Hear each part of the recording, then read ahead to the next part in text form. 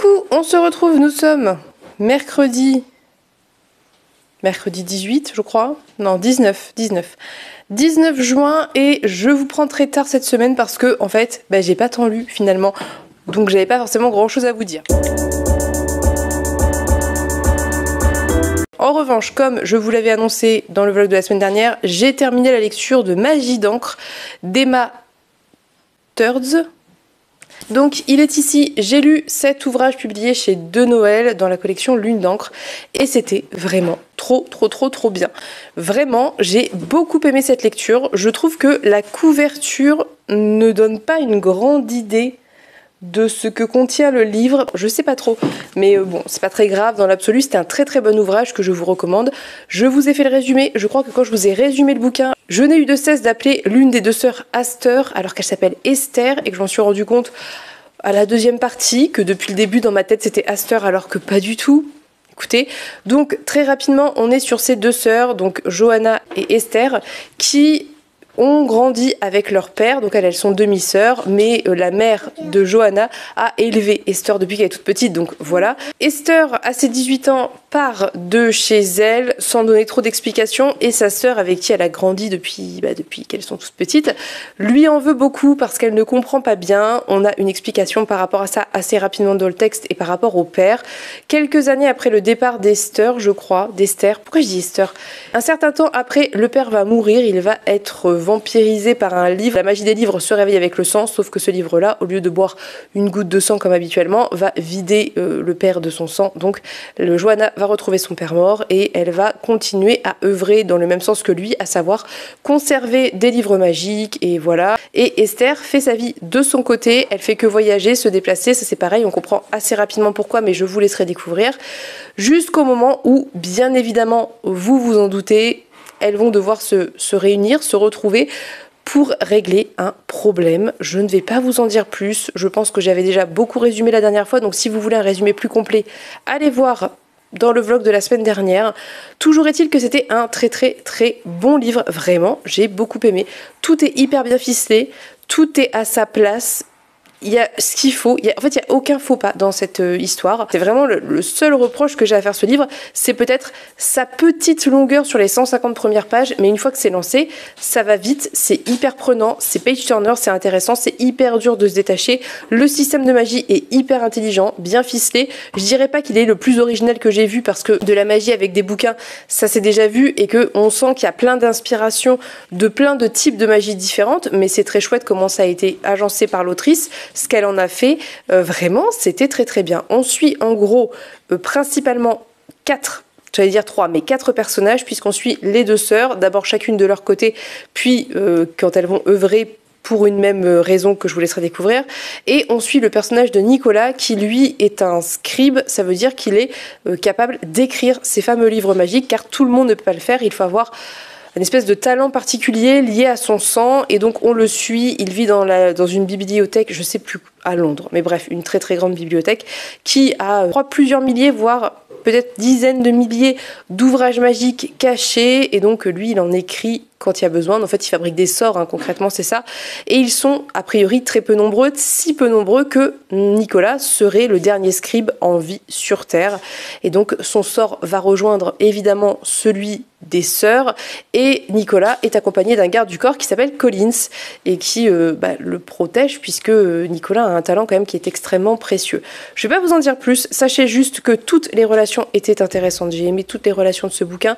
J'ai trouvé que l'autrice parvenait à faire quelque chose qui n'est ni cliché, ni dans ses problèmes de communication. Je trouve que la communication fonctionne plutôt bien, et le peut-être problème de communication du début est expliqué et justifié. Donc vraiment, pour moi, c'était hyper bien mené, c'était hyper intéressant, c'était génial. Ça avait ce côté typiquement thriller où ça s'accélère et on veut savoir et on sent qu'il y a des secrets, des mystères. J'ai quasiment rien vu venir. Il y en a un que j'ai vu venir, et quand je dis que j'ai vu venir, c'est j'avais une petite hypothèse sur le sujet, mais j'étais pas sûre de moi. Vraiment, c'était très très chouette. Je saurais pas vous dire de quoi ça parle autre que ce mystère autour de la mort du père dans un premier temps, mais à plus grande échelle des scribes et surtout du fait que les scribes ont disparu. Et je peux pas vous en dire plus parce que je pense qu'il faut vraiment y aller sans trop en savoir, en sachant juste qu'on va être dans ce genre de magie de vieux bouquins avec voilà, une ambiance qui parfois est un peu sombre parce qu'on est sur des personnages qui vivent assez enfermés. Johanna, elle vit relativement enfermée chez elle parce qu'elle protège les livres et qu'elle ne peut pas trop s'éloigner pour certaines raisons. Nicolas, c'est pareil dans sa bibliothèque à Londres. Et il y a ce côté assez voilà, poussiéreux, cette ambiance bibliothèque avec de la magie et tout. Enfin, c'était vraiment très chouette, très très réussi. Ça l'a fait. Voilà, j'ai vraiment beaucoup aimé. Et je ne peux que vous recommander de découvrir ce livre. C'est un premier livre, c'est un premier très très bon ouvrage de cette autrice. En plus, j'ai vu plein de personnes qui l'ont rencontrée aux Imaginages, je crois, qui ont dit qu'elle était absolument adorable, donc voilà. Et pour ne rien gâcher, on a une relation saphique entre deux femmes dans cet ouvrage. On a des personnages qui n'ont peut-être pas des vies totalement conventionnelles, ce qui est aussi pour moi une façon de montrer des personnages différents, puisque par exemple on a Nicolas qui a grandi quasiment exclusivement seul, donc avec une sociabilisation particulière, etc. Donc il y a vraiment différents types de représentations et c'était très réussi. Donc bref, je ne peux que vous recommander. C'est de la très bonne fantaisie adulte, de qualité, intelligente, avec des belles représentations et un mystère extrêmement bien ficelé. J'ai avancé un petit peu la lecture d'Utopia, enfin un petit peu, j'ai pas trop mal avancé, je pense que je suis à 65% maintenant, j'avance assez lentement parce que c'est un livre qui est vraiment, je saurais pas vous décrire le type de livre que c'est, alors c'est de la fiction, c'est une certitude, mais il y a quelque chose d'assez... presque qui tiendrait de laisser de l'anticipation et c'est hyper réussi, mais je voulais quand même revenir sur ce que je vous avais dit la semaine dernière concernant le spécisme. On est concrètement dans une société qui est encore spéciste, même si le fonctionnement n'est plus du tout le même qu'à l'heure actuelle, même si il y a une peut-être conscience différente par rapport aux animaux, à la nature, etc. Il y a quand même, les gens mangent quand même dans l'ensemble de la viande, même si on sent qu'il y a une grosse communauté à minimum végétarienne, je sais pas trop plus, mais le personnage principal clairement ne l'est pas. Il y a même un chapitre assez difficile où on parle de comment sont élevés les animaux et comment ils sont abattus afin d'être consommés. Ça peut être assez dur. Après, encore une fois,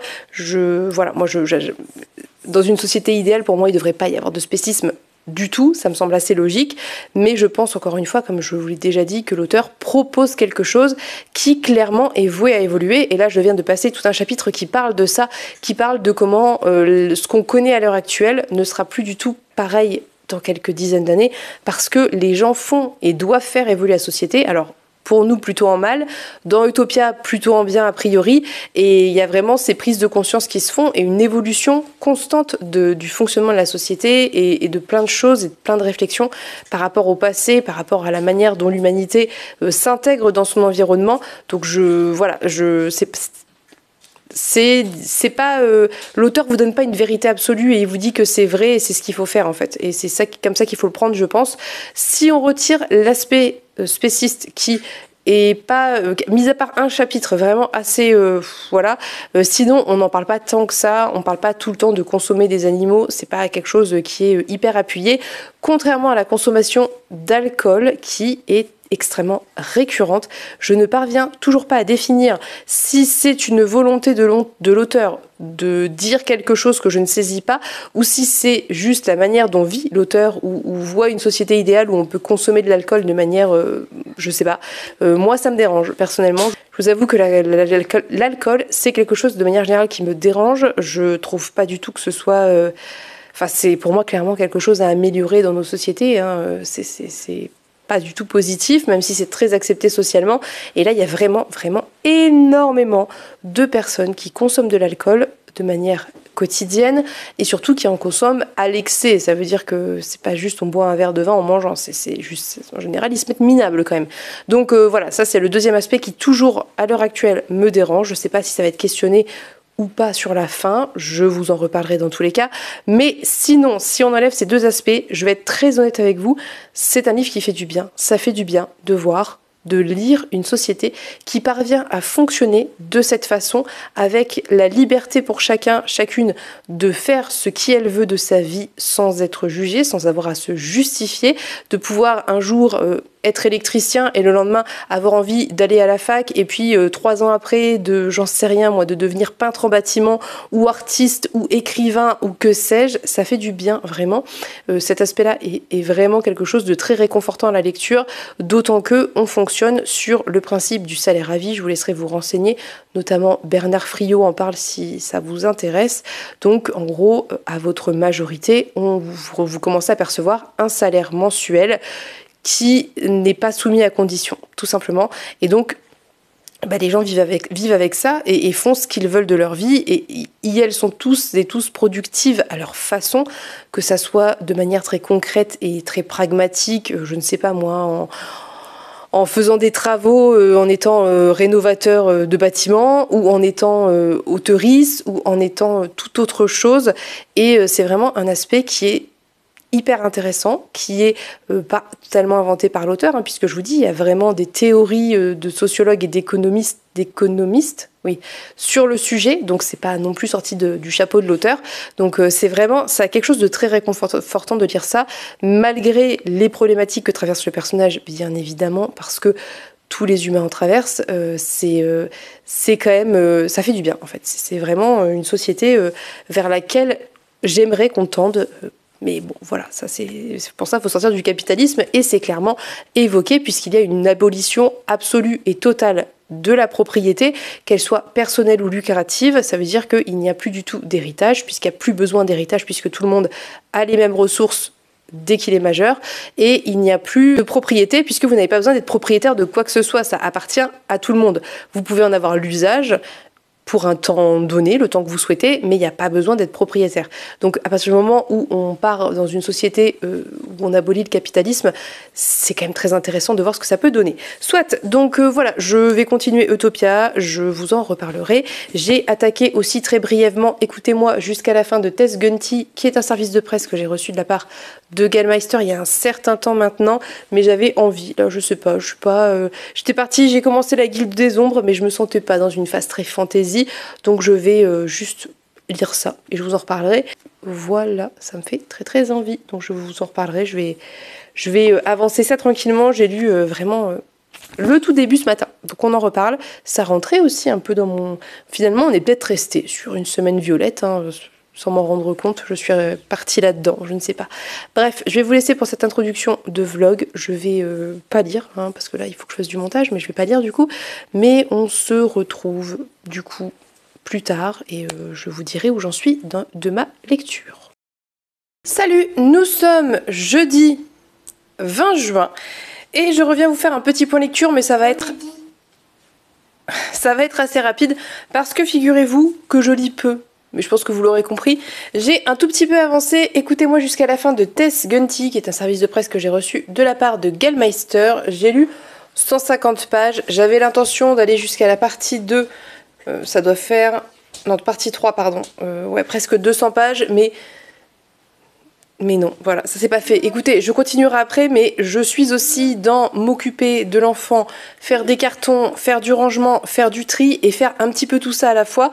Donc quand je peux, quand il est calme, qu'il joue, j'en profite pour lire. Quand je vois qu'il a envie d'aller ailleurs, eh ben, je vais faire du tri à l'endroit où il va. Et c'est comme ça que se passent les journées. Donc bref, peu importe. Dans tous les cas, je pense que vous vous attendez à ce que le rythme baisse légèrement vu les circonstances. Mais bref, revenons au roman, c'est ça le sujet de base. Alors, pour le moment, en fait, on parle assez peu de Blandine Watkins, ce qui est assez surprenant. J'ai hâte de voir où ça va aller, parce que c'est vraiment une écriture qui est très particulière. Enfin, une écriture, c'est pas l'écriture qui est particulière, c'est la narration, la manière dont c'est écrit, les choix que fait l'autrice pour présenter ses personnages et les angles d'attaque de présentation qui sont assez étonnants. On suit en fait carrément tout un bâtiment qui s'appelle la Lapinière en français.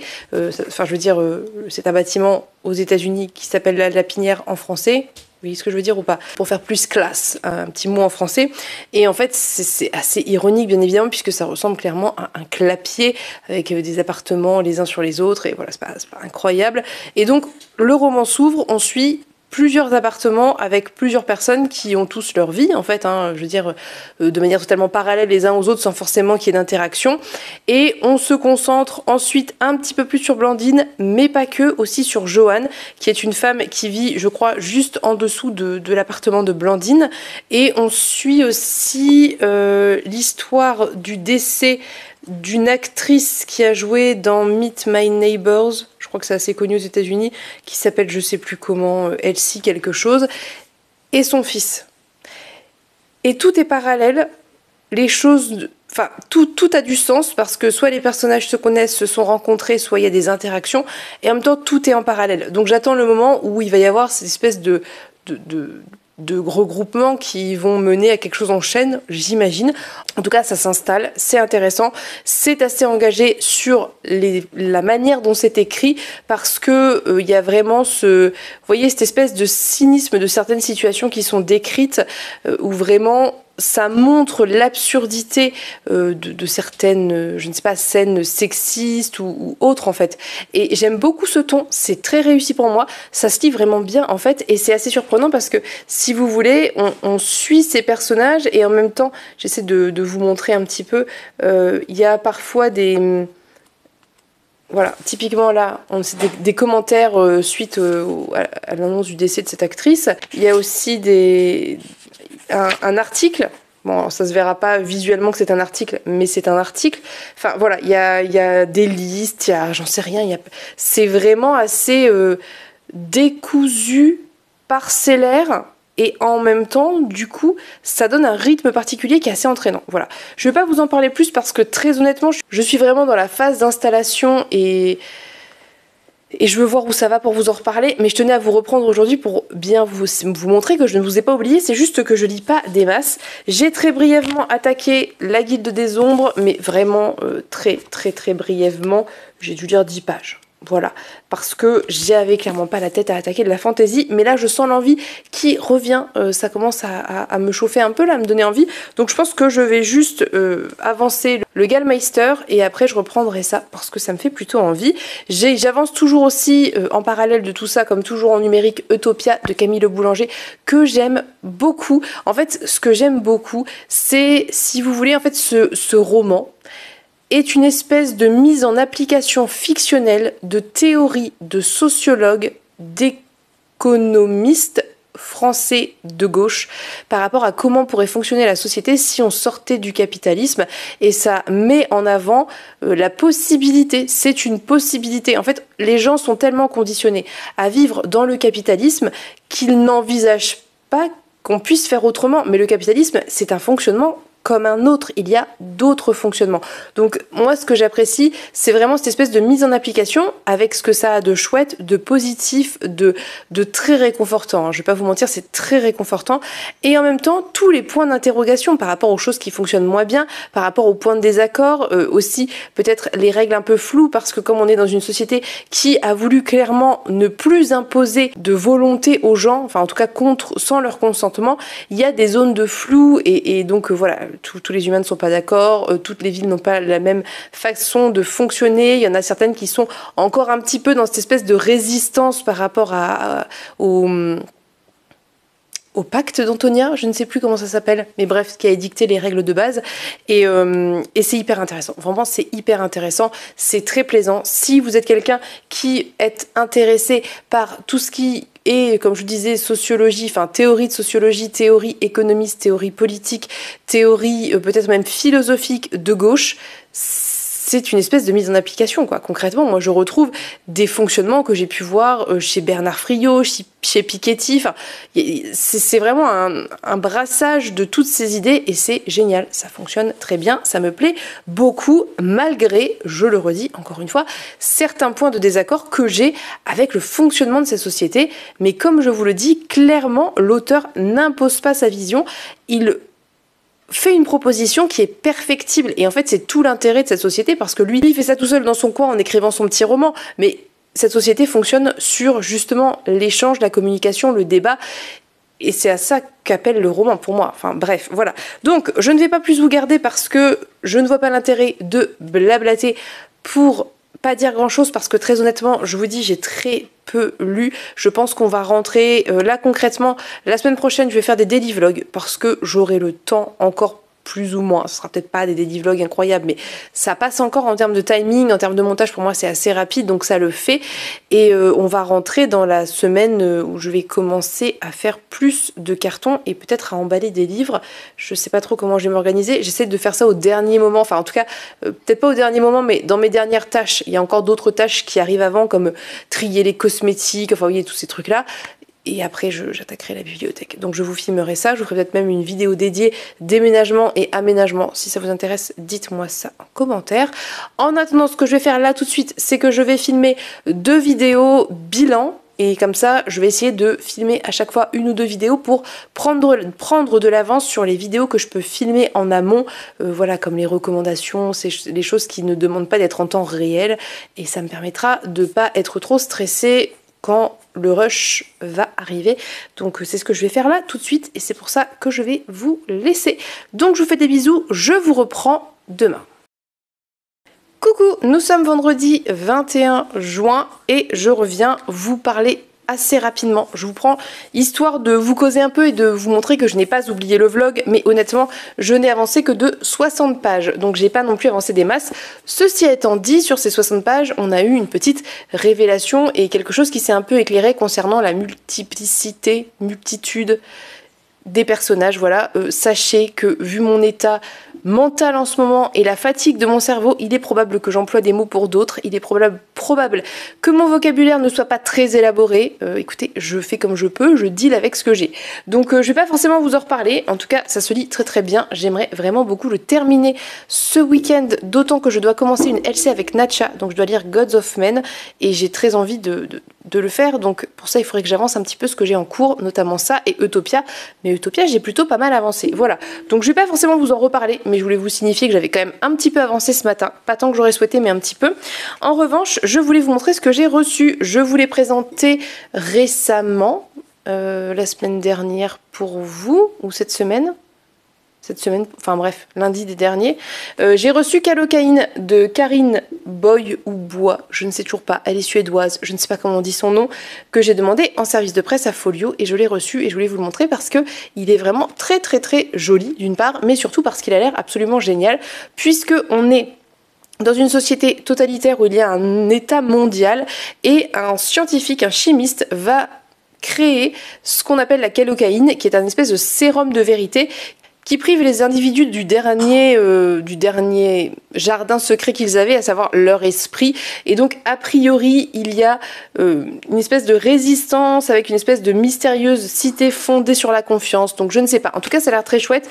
Et on nous dit que c'est le chaînon manquant entre Fahrenheit 451, le meilleur des mondes, et 1984. Donc voilà, je voulais vous montrer ça rapidement parce que je trouve que le travail éditorial est très chouette. Et en plus, franchement, je pense que ça peut très bien se lire. Ça fait 270 pages. Ça me fait très envie, hein. C'est pas tout récent, ça date de 1940, donc on n'est pas sur un truc qui vient de sortir, et c'est très bien aussi comme ça, parce que c'est bien de remettre en avant peut-être des textes un peu, comment vous dire, importants, fondateurs de la dystopie, donc voilà, je pense que je vous en reparlerai bientôt, je l'espère bien. Je vais voir si quelqu'un veut le lire avec moi éventuellement. Peut-être que ça intéresserait Emeline. Emeline, elle aime bien les dystopies. Je vais lui proposer, hein. Je vais voir ce qu'elle en pense. Mais bref, je vous dis ça, mais elle est submergée, elle est fatiguée, elle a déjà 15 000 lectures en cours, donc je ne vous garantis rien. Mais j'ai très envie de le lire, voilà. Du coup, mon programme pour le reste de la journée, ça va être de filmer, puisque je dois absolument filmer un petit peu d'avance pour pas me retrouver dans le rush au dernier moment, d'autant que la semaine prochaine, je fais des daily vlogs. Donc, alors, ça a des avantages et des inconvénients, mais soit. Donc, il faut que à chaque fois que je filme une petite vidéo d'avance, toutes celles que je peux filmer d'avance, comme les bilans, etc. Donc là, c'est ce que je vais faire pour la programmer pour la semaine prochaine et je vais essayer de prendre de l'avance comme ça au fur et à mesure, tranquillement, de manière à ce que entre le, on va dire, 11 juillet, entre le 11 et le 16 juillet, on va dire, de manière à être, même un petit peu avant en fait, hein, pour tout vous dire, on va dire entre le 9 et le 16 juillet, à ne pas avoir à trop me soucier, d'autant que mon matériel sera partie. Donc je sais pas comment je vais faire, je vais vous faire des vlogs à l'arrache, mais pour les vidéos un petit peu plus face cam, c'est compliqué. Voilà, je vais vous laisser, c'était un tout petit plan, mais écoutez, je vous ai montré une réception, je vous ai montré que j'avançais ma lecture tranquillement. Je pense que je ne suis pas en mesure de faire mieux. Là, je vais essayer de mobiliser toute mon énergie pour filmer un bilan lecture. Donc voilà, je vous reprends demain. J'espère que j'aurai réussi enfin à bien avancer. Écoutez-moi jusqu'à la fin, qui très honnêtement, en plus, est vraiment très chouette, très foisonnante. C'est une lecture qui est extrêmement foisonnante, mais on en reparle demain. Voilà. Donc je vous laisse, je vous dis à demain. Coucou, je suis blafarde, je sais pas pourquoi la lumière aujourd'hui veut ça. Écoutez, voilà. On est dimanche 23, 22, 23. J'ai terminé 2 livres hier et c'est très bien parce que la dernière semaine de juin va commencer et qui dit dernière semaine de juin dit défi, dit challenge. Je l'ai lancé sur Instagram et sur Discord si jamais ça vous intéresse. Bref, donc j'ai terminé Utopia de Camille Le Boulanger que je lisais en lecture commune avec Chloé et Emeline sur Instagram. Et c'était vraiment une très bonne lecture. En fait, j'avais peut-être les prérequis pour comprendre cette lecture parce que Camille Le Boulanger ici s'appuie sur la théorie, je ne sais pas si on peut dire la théorie, du salaire à vie de Bernard Friot, et pas que Bernard Friot, mais notamment Bernard Friot. Je vous invite à aller voir sur YouTube Bernard Friot, le salaire à vie, vous apprendrez mille et une choses hyper intéressantes. Et je connaissais depuis déjà très longtemps ce sociologue économiste. Je connaissais aussi tous les économistes qui peuvent graviter autour de cette théorie et autour de ces théories, qui sont des théories qui sortent du capitalisme, qui proposent un autre modèle de vie, un autre modèle économique et qui propose une vision de l'économie qui n'est plus lucrative mais qui est, il y a un mot pour ça mais je sais plus, bref, l'économie en tant que science sociale et non plus en tant que science dure et inclus du coup dans l'idéologie capitaliste. Voilà, donc ça c'est les prérequis que j'avais. Donc tout ce qui est mis en place dans ce bouquin pour moi était somme toute assez logique puisque en fait si j'avais dû écrire un livre sur une société idéale, ça aurait été ce livre, ça aurait été Utopia. Parce que c'est toutes les théories qui m'intéressent et que j'ingère depuis plus de 10 ans maintenant. Hein, ça fait, je pense, 12 ans que je m'intéresse à tout ça. Et donc, pour moi, c'était hyper naturel et en même temps et bien mieux fait que moi je l'aurais fait. Attention, hein, je dis pas que j'aurais été capable d'écrire ce livre tel qu'il est. Mais je veux dire, c'est le système que moi j'aurais mis en place aussi dans une utopie. Donc bref, par où attaquer? Parce que tellement de choses à dire, c'est très compliqué.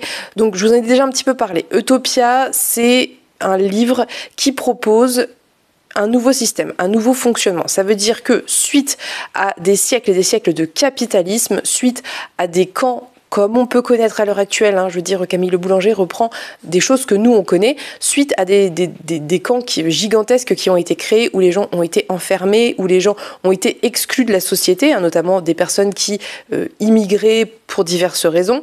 Suite à tout ça, il y a eu une espèce de prise de pouvoir finalement de ces camps qui se sont imposés, et le capitalisme s'est plus ou moins autodétruit. On n'en sait pas forcément grand-chose de plus, mais on sait que le capitalisme s'est arrêté pour diverses raisons, notamment très sûrement parce que ça n'est pas un modèle économique viable à long terme. Le capitalisme est voué à s'effondrer à un moment ou à un autre, puisque le principe du capitalisme, c'est de toujours amasser plus d'argent et que l'équilibre à un moment ne se fait plus entre ceux qui produisent la richesse et ceux qui l'accumulent. Bref, donc à un moment donné, il y a eu une espèce de cataclysme économique. Les gens ont créé ensemble une déclaration qui s'appelle la déclaration d'Antonia, basée sur des règles qui sont plus des concepts que des lois. Il y a quelque chose d'un petit peu, on pourrait dire presque anarchiste dans ce fonctionnement. Alors je ne suis pas une très grande câlée de l'anarchisme, hein, je vous avoue que je commence un petit peu seulement à m'y intéresser, mais il y a un peu de ça en gros, puisque ce ne sont pas des lois absolues, ce ne sont pas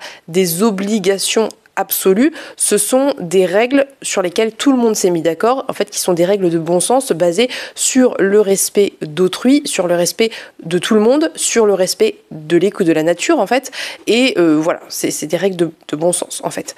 Donc on a un nouveau fonctionnement économique qui s'est mis en place. Je vous laisserai vous renseigner, regardez ce que dit Bernard Friot.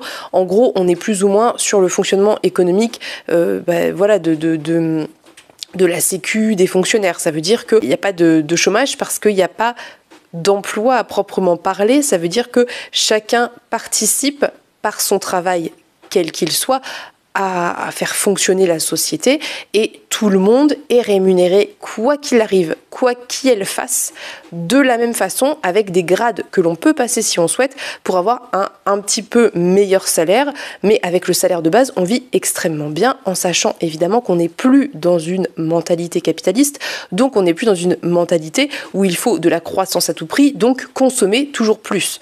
C'est un peu ça, en fait c'est du bon sens, enfin pour moi personnellement, mais parce que je ne suis pas une multimilliardaire de droite, forcément, mais pour moi c'est du bon sens. Donc ça c'est le fonctionnement de base. On suit le personnage d'Houmeau, parce que Camille Le Boulanger fait le choix d'inscrire tout ce fonctionnement qui a été théorisé, je veux dire concrètement, par des spécialistes, par des économistes, des sociologues, c'est pas juste, c'est pour ça que c'est pas une utopie en fait, parce que c'est possible, c'est juste qu'il faut être capable de se sortir du fonctionnement capitaliste et de l'idéologie capitaliste. Bref, donc Camille Le Boulanger, comme cadre pour créer et pour utiliser ça, il fait un roman où on suit le personnage fictif d'Houmeau de sa tendre enfance jusqu'à la fin de sa vie en fait, et on le voit évoluer dans cette société où finalement tout fonctionne au local, donc il y a plein de petites villes plus ou moins grandes qui fonctionnent beaucoup en local et avec un espèce de fonctionnement, on peut pas dire national, il n'y a plus de frontières, il n'y a plus tout ça n'existe plus, mais avec un fonctionnement un petit peu plus général pour certaines choses, pour des grandes décisions, ce genre de trucs. En sachant que, je le précise, il n'y a plus de gouvernement, on fonctionne sur une démocratie par tirage au sort, qui est aussi du bon sens, mais soit. Donc, bref. J'ai très envie de vous donner envie de le lire, j'ai très envie de vous donner envie de vous intéresser à Bernard Friot et à toutes les théories des économistes, des sociologues de gauche, et d'extrême gauche, Friot est marxiste par exemple, parce que c'est passionnant, parce que vous sortir la tête de l'eau pour vous permettre de respirer et de réaliser qu'il existe d'autres modèles économiques qui respectent tous les humains et pas juste ceux qui ont de l'argent, c'est vraiment pour moi un objectif ultime dans la vie, mais soit.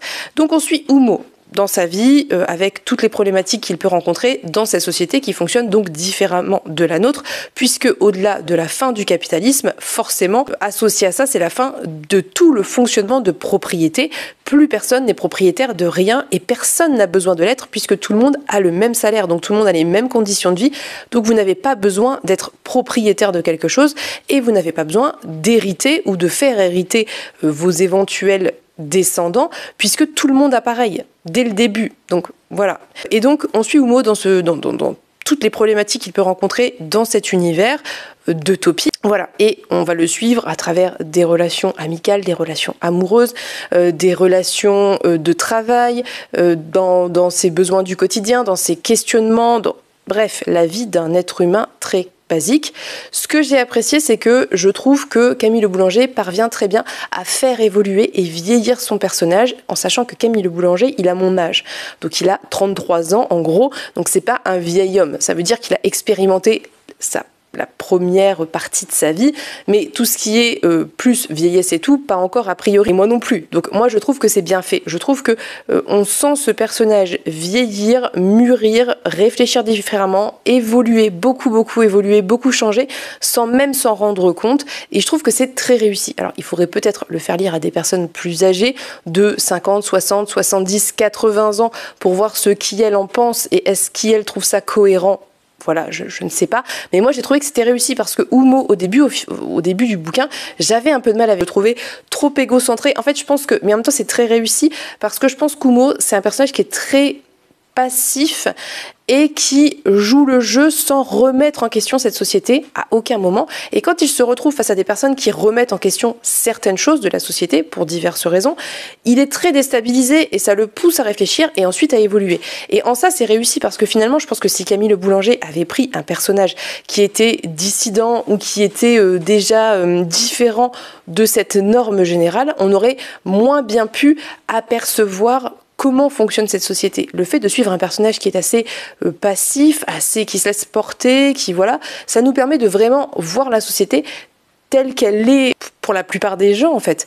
Et le fait de le confronter à des personnages qui ne sont pas d'accord avec certains fonctionnements, ou voilà, ça fait que ça nous permet aussi de remettre en question certaines choses. Et c'est un autre point que j'ai aimé dans ce livre, c'est que à aucun moment je n'ai eu la sensation que Camille Le Boulanger disait voici la société idéale, il faut la prendre telle qu'elle et c'est tout, c'est parfait. J'ai eu ce sentiment que l'auteur proposait une base solide sur des théories, comme je vous l'ai dit, d'économistes et de sociologues de gauche, mais proposait, disait en sous-texte, disait dans les interactions, disait dans certaines choses qui se passent, on peut la faire évoluer, on peut changer les choses, on peut les améliorer, on peut faire autrement aussi, on peut permettre à certains points de tendre vers quelque chose de mieux. Il y a quelque chose de perfectible. Et pour moi, c'est le principe de toute société. C'est logique. Aucune société ne peut être parfaite. Et toute société, en fonction du temps qui passe, de comment les gens évoluent, des réalités écologiques ou que sais-je, toute société se doit d'évoluer. Et c'est pour ça que le capitalisme ne fonctionne pas, parce que les humains ne s'adaptent pas aux réalités. Ça veut dire qu'on reste dans le même fonctionnement tout le temps, avec toujours cette idée d'accumuler les richesses. Bref. Et là, c'est pas le cas. Camille Le Boulanger, il vous dit clairement que toute la société doit évoluer, qu'il faut prendre en compte ce qui se passe dans la vie des gens, il faut écouter ceux qui ne sont pas d'accord, ceux qui ont des choses à proposer pour améliorer ça, et essayer de le faire. Et en ça, c'est très réussi. Et donc, pour revenir au point que j'avais évoqué précédemment, c'est le cas du spécisme, à mon sens. Pour moi, le rapport à la consommation animale est perfectible. Même si on n'a plus tout ce fonctionnement d'élevage, de surconsommation de viande, il reste qu'il y en a. Et ça, pour moi, c'est un des points perfectibles. Et je n'ai pas eu la sensation que l'auteur vous disait que c'était une nécessité absolue. Alors, il donne son point de vue. C'est une des choses avec lesquelles je ne suis pas d'accord avec lui, pour le coup. Je ne suis pas d'accord avec sa vision de ça. Mais je n'ai pas eu le sentiment qu'il présentait ça comme une vérité absolue.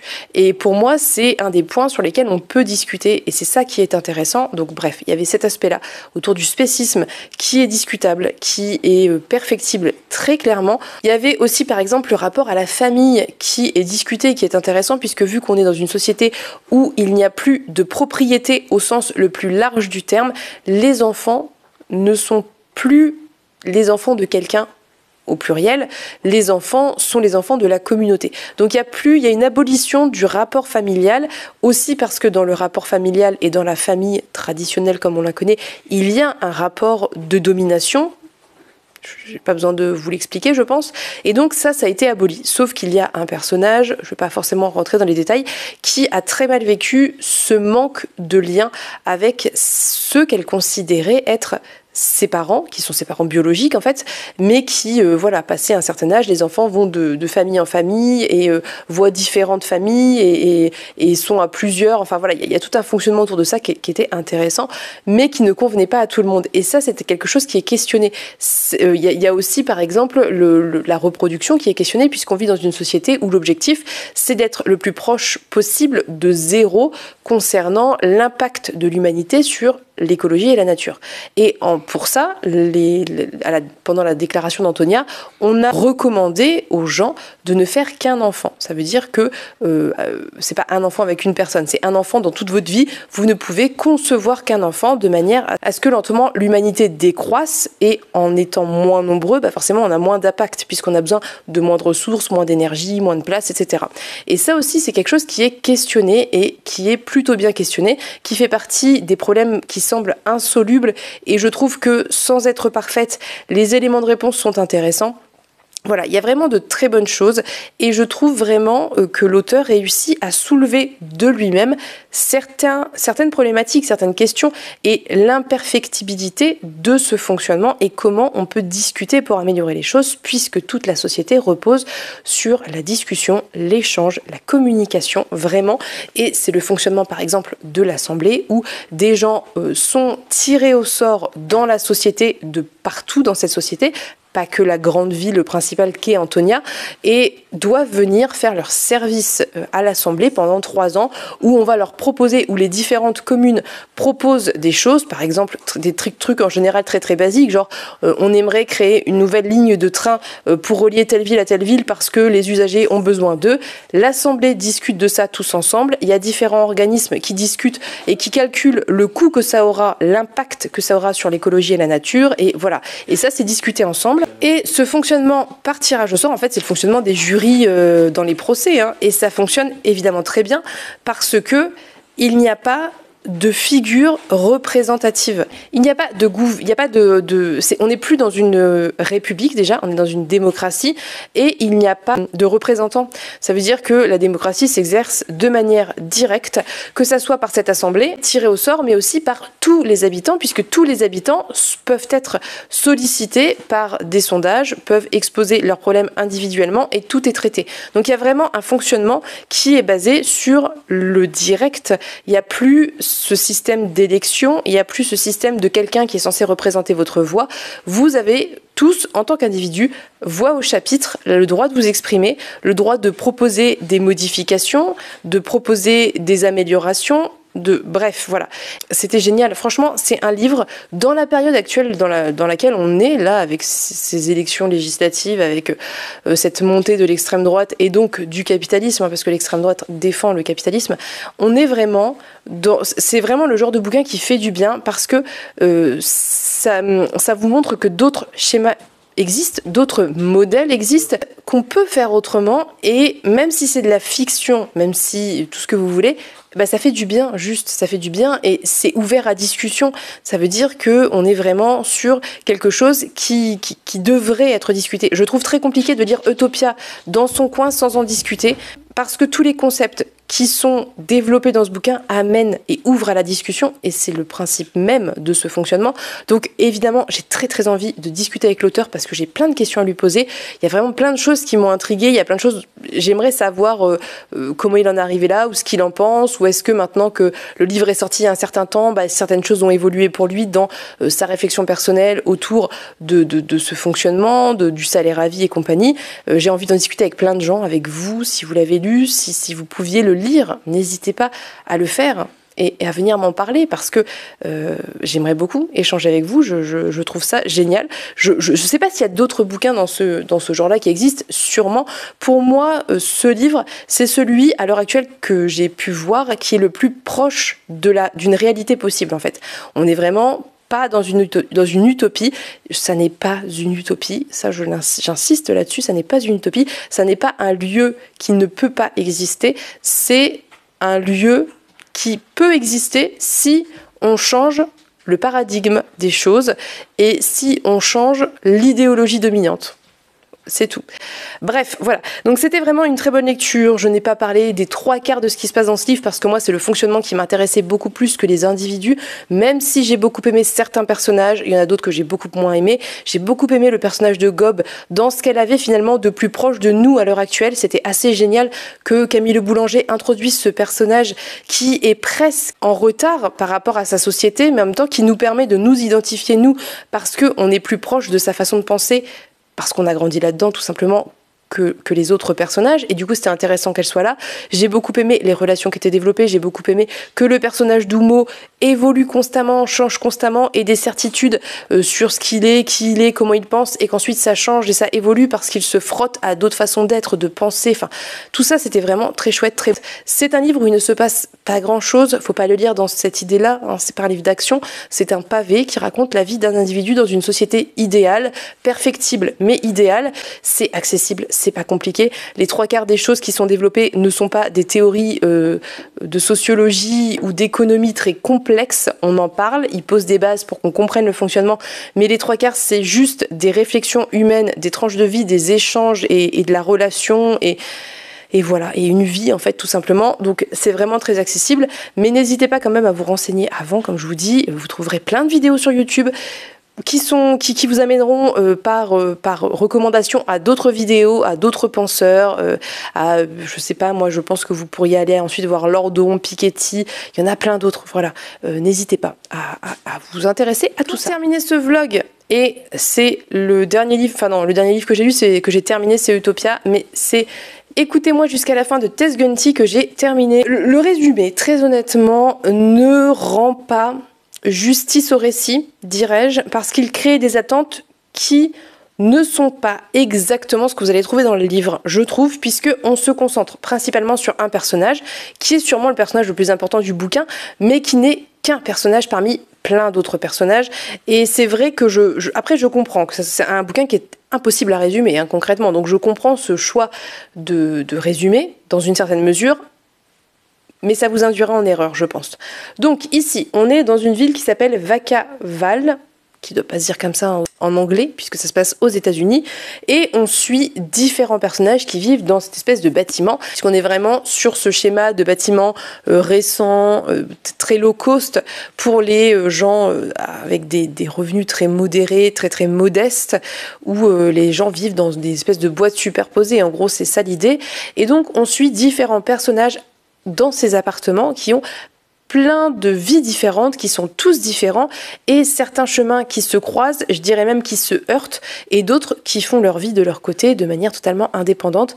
Et je pense vraiment que l'autrice ici propose des portraits d'individus de tout âge, parce que les plus jeunes ont 16 ans, je pense, les plus âgés ont 70, 75 ans, il me semble. Elle nous présente différents portraits d'États-Uniens modestes, voire pauvres, de tout âge, avec différents parcours de vie, différentes relations, différents traumatismes, et vraiment très différents. On va avoir cette femme célibataire de 40 ans, extrêmement croyante, qui vit seule, qui a un rapport aux autres un peu compliqué. On va suivre ce dont on parle dans le résumé, donc Blandine et ses 3 colocataires qui sont trois garçons qui ont 17, 18 ans, je ne sais plus, 18 ans je crois, oui 18 ans puisqu'ils vivent seuls, qui viennent tous de foyers et qui ont tous eu des expériences différentes dans les différents foyers qui les ont accueillis parce qu'ils étaient orphelins ou des enfants abandonnés.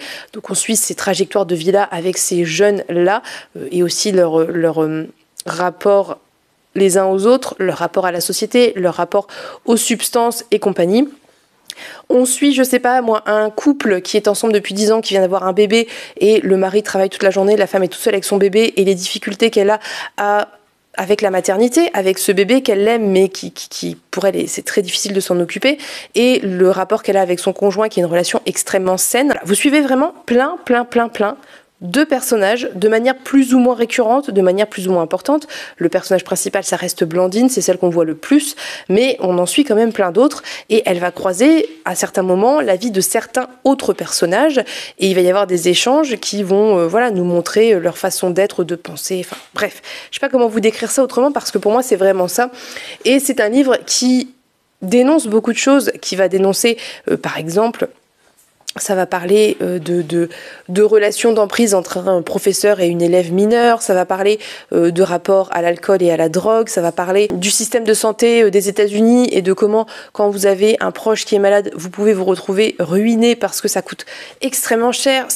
Ça parle de 1000 choses. Ça parle aussi du rapport que les États-Uniens entretiennent avec les réseaux sociaux d'une part, mais aussi avec la télé, avec les espèces l'espèce d'affection qu'ils ont pour certaines stars de la télé qui étaient des enfants stars, et donc aussi ça parle de ça, d'enfants stars, enfin ça parle vraiment de 1000 choses, et c'est irrésumable, et quoi que je vous en dise, je mets en avant des thématiques en oubliant d'autres, donc c'est très compliqué d'en parler plus longuement.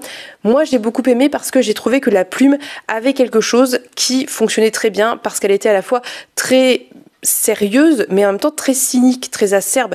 Elle critique beaucoup, il y a quelque chose dans la manière dont c'est tourné qui fait que vous sentez que l'autrice derrière désapprouve, et en même temps ça a cette espèce de ton un peu neutre. Vous voyez ce que je veux dire? C'est plutôt bien fait, ça fonctionne plutôt bien.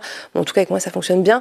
Typiquement par exemple, à un moment Blandine va traverser un passage piéton, un SUV va manquer de la renverser, et le type lui dit: vous avez manqué de me faire vous renverser.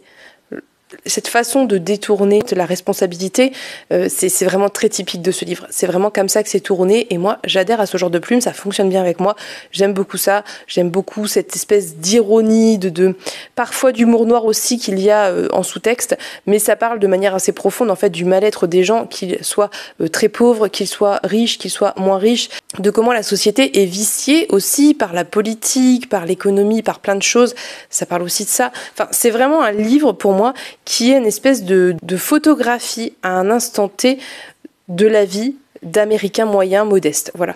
Et alors, on a des retours dans le passé à certains moments pour expliquer des choses par rapport à ce qui se passe au présent, mais c'est vraiment, en fait, au final, sur un temps très court, que l'action se passe majoritairement, et il faut pas y voir autre chose, il faut pas y chercher autre chose, il n'y a pas de grande révélation, il n'y a pas d'action particulière, il y a rien de spectaculaire, et ça n'est pas le but. Et c'est d'autant plus intéressant, je trouve, que l'autrice a fait des chapitres finalement où, voilà, par exemple là on a un catalogue de citations que tient Blandine, on a des articles à certains moments, on a des interviews à d'autres, il y a quelque chose de j'ai perdu le mot, voilà, qui fait que votre attention est... Et le rythme est bien géré en fait, tout simplement. Voilà, pour moi c'est un rythme très bien géré avec des passages qui sont assez denses, assez lourds, où il y a des grandes discussions, des dialogues assez complexes sur des idées. Ça va parler de marxisme et de capitalisme par exemple sur un échange, et puis en même temps il va y avoir un moment où vous allez avoir un chapitre avec des commentaires suite au décès d'une enfant star. Voilà, bref. Donc j'ai beaucoup aimé ce livre. C'est pas un coup de cœur absolu, mais je pense que pour un premier livre c'est excellent, et je pense que avec cette autrice il y a un très fort potentiel pour de prochains ouvrages avec l'expérience, etc., qui pourraient vraiment, vraiment être excellent. J'ai trouvé que c'était une lecture ça se lisait très bien, pourtant c'est pas si petit, ça fait quand même 500 pages, c'est quand même assez dense, mais ça se lisait très bien. Je trouve que vous êtes malmené par l'autrice et en même temps vous tournez les pages sans vous en rendre compte, et ouais, pour moi c'est un tout qui fonctionne très bien. Je vous laisserai découvrir si vous aimez ce genre de littérature contemporaine, littérature blanche, qui a pour objectif de dénoncer plein de choses ici dans la société des États-Unis contemporaine, mais qui sont valables à plus grande échelle, je pense, dans les sociétés occidentales. Donc si ça vous intéresse, si vous aimez ce genre de littérature, franchement allez-y, parce que c'était vraiment intéressant, c'était bien écrit, et voilà, et c'était très riche en fait, c'était très très riche en termes de portraits, etc. C'était très très riche. Donc j'ai terminé ça, c'était un service de presse, je sais plus si je vous l'ai dit, donc évidemment je remercie comme toujours Gallmeister et notamment Louise pour cet envoi, j'ai beaucoup aimé, et je serais ravie de découvrir des prochains ouvrages de Tess Gunty. Voilà, ce vlog va durer 3h45 parce que j'ai beaucoup trop parlé d'Utopia. En même temps, c'est un livre que j'ai adoré et que j'ai envie de valoriser. Je pense que j'en reparlerai à d'autres occasions, parce que j'aimerais que toutes les personnes qui avaient envie de le sortir mais qui ne le faisaient pas le fassent, et que celles et ceux qui ne connaissaient pas ce titre se penchent dessus, tout simplement.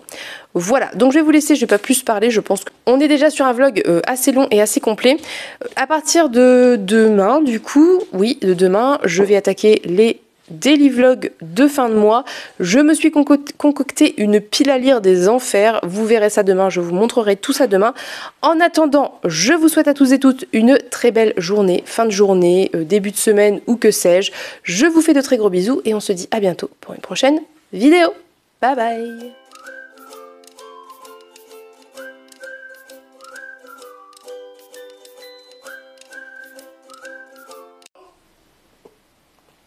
Parce que si je passe dans le garage avec une voiture, il dit bois et bois, mais je lis hein. Et les pouces sont ici. Mais pas du tout. Si, les pouces ici. Oh bah non, sur la table, mon amour. Et les pouces par là. Ah oui. Tu peux faire de ça.